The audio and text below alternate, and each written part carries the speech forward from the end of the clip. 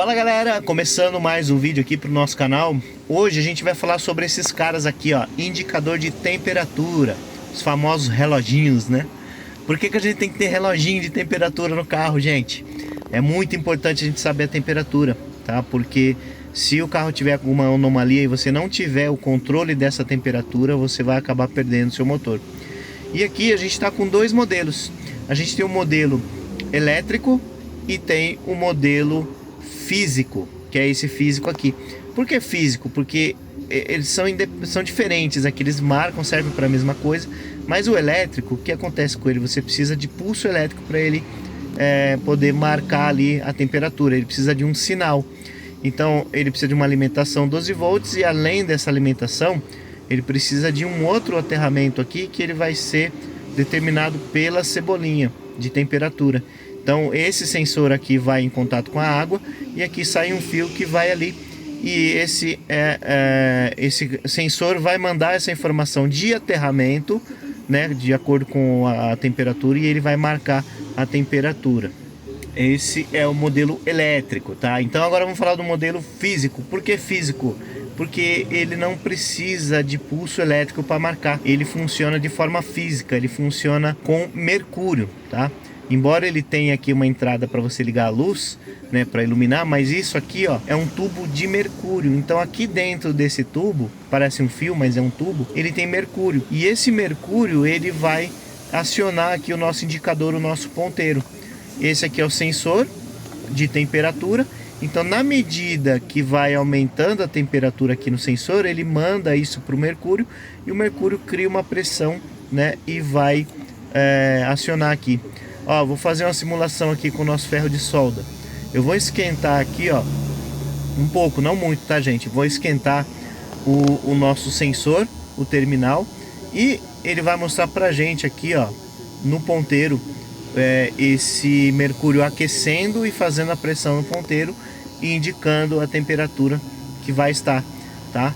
Então assim, ó lá, ó, na medida que eu vou esquentando aqui, ó, tá vendo a ponta do ferro de solda aqui, ó, esquentando, ó, tá ficando incandescente aqui, ó. Então ele vai esquentando e na medida que ele vai esquentando, ele vai dando essa temperatura no mercúrio, o mercúrio vai empurrando aqui, vai pressionando aqui o nosso ponteiro para cima e vai marcando a temperatura, tá? É dessa forma que funciona esse indicador de temperatura por mercúrio, tá?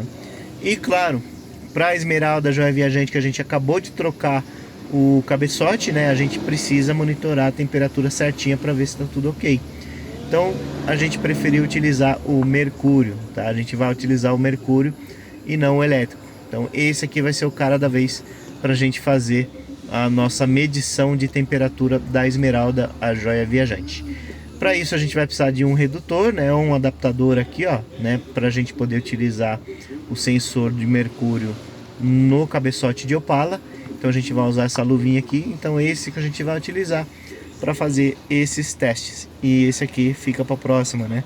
Vamos ver o que a gente inventa para esse aqui, para a gente mostrar numa outra, né? A gente tem outros modelos de carro, a gente pode colocar no outro carro para fazer esse teste. Beleza? Bora lá então, pau na máquina. Ó, a cebolinha original, ela fica ali, né? Então, normalmente o fio vai passando ali por cima, né? Vem por aqui e ele entra para lá. Ele entra lá naquela entrada lá e de lá ele faz o caminho até o painel. A gente vai fazer um caminho diferente, tá? A gente vai pegar, saindo de lá, a gente vai passar com o nosso fio de mercúrio por aqui mesmo e vir para cá, para esse lado, porque aqui ele não vai ter muito contato com o calor externo, só mesmo o sensor com contato com a água, né, que vai esquentar. E a gente vai evitar de passar ele ali pelo cabeçote. Então a gente vai trazer ele para cá. Por aqui a gente vai entrar com ele aqui, ó. Tem uma passagem aqui, ó. Bom, tá passado aqui, ó. A gente acabou utilizando esse mesmo aqui de baixo, essa passagem aqui do chicote. Tá aqui, ele vai até lá, até a cebolinha. E a gente vai colocar um espaguetezinho nele só para proteger melhor aqui, né? Ainda mais nessa região perto do coletor aqui, ó. A gente vai usar o espaguetezinho aqui para proteger. Vamos fazer ele até o corta-fogo. E agora a gente vai substituir, né, a cebolinha original para colocar o sensor de mercúrio. Ó, a dica que a gente dá aqui, a gente coloca um pouquinho de veda rosca, porque para a gente garantir, né, a vedação. Embora não haja essa indicação por conta de fabricante, porque o latão, né, isso aqui é latão. Então o latão, quando você dá o aperto nele, ele automaticamente ele já cria uma vedação, né? Inclusive você não pode apertar muito, senão ele espana. Mas a gente coloca um pouquinho de veda rosca que é para garantir, tá? Tanto na nossa luva aqui, né, no nosso redutor, quanto na ponta aqui, né, do nosso sensor também. Bota um pouquinho para evitar que a gente tenha vazamento, beleza? Instalado aqui, galera, ó, provisoriamente a gente vai deixar aqui, porque a minha ideia é trazer ele para cá, ó, pro meio, mas provisoriamente a gente vai deixar ele aqui para fazer os testes, ver se vai marcar tudo direitinho. Depois que a gente tiver certeza mesmo que está funcionando, que resolve, aí a gente mexe no painel. Antes disso não. Beleza? Então agora a gente vai botar ele para andar, né? Vai completar a água, porque a gente trocou a cebolinha e baixou um pouquinho a água. Vamos completar a água e vamos rodar com o carro aí no dia a dia, mostrar para vocês o funcionamento deste marcador aqui de temperatura. Beleza?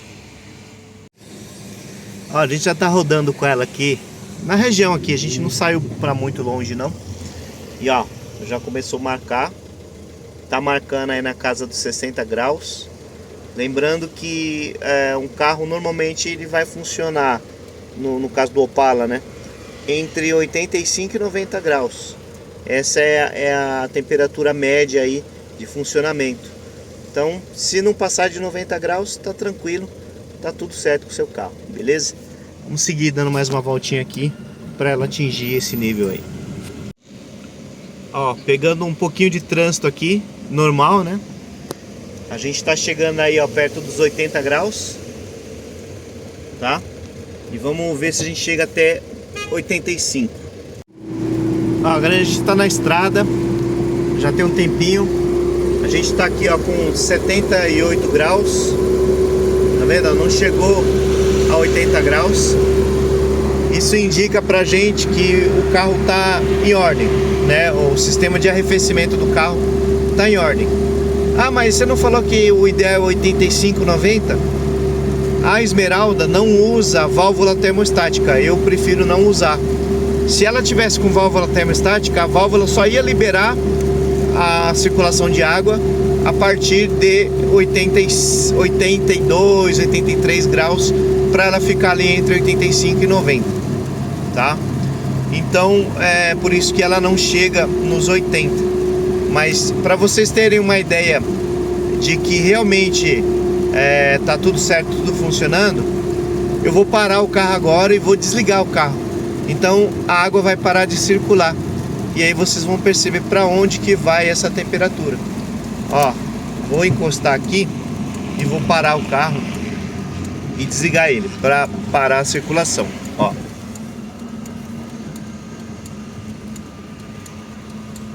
Deixar um cantinho aqui, ó. E vou desligar o carro. Desliguei o carro. A água parou de circular. Então, ó, vocês vão ver aí, ó, vão perceber que gradativamente o nosso indicador de temperatura vai subir aí, ó. Tá vendo, ó? Vai subir ali para mais ou menos 80 graus. Por que que isso está acontecendo? Porque a água parou de circular, o radiador parou de atuar e não está tendo um resfriamento dessa água, né, mecânico. O resfriamento vai ser natural. Então aí, ó, tá vendo que sobe a temperatura? Isso indica pra gente que o nosso indicador, o nosso reloginho aqui tá funcionando, tá tudo certinho com ele, e que o sistema de arrefecimento do carro também tá ok, tá tudo certo, porque não passou de 90 e o ideal é entre 85 e 90, então tá tudo certo. Agora, se você ficar de olho ali, passar de 90, chegar a 100, passar de 100, aí tem coisa errada, você precisa ver duas coisas no seu carro. Primeiro, a presença de água, ver se tem água no sistema de arrefecimento, né, no radiador. Se tiver água, aí você precisa ver se tem alguma coisa aquecendo demais essa água, superaquecendo essa água, Pode ser ponto, pode ser válvula travada, pode ser a válvula que eu digo, válvula termostática, pode estar parada, enfim, tem vários sintomas aí que você precisa avaliar para ver se está tudo ok. Beleza? Então é isso aí.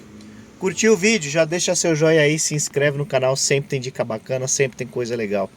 Deixa seu comentário aí se você já fez dessa forma, se você tem alguma dúvida, e a gente vai aprender junto. Beleza? A gente se vê no próximo vídeo. Valeu, fui!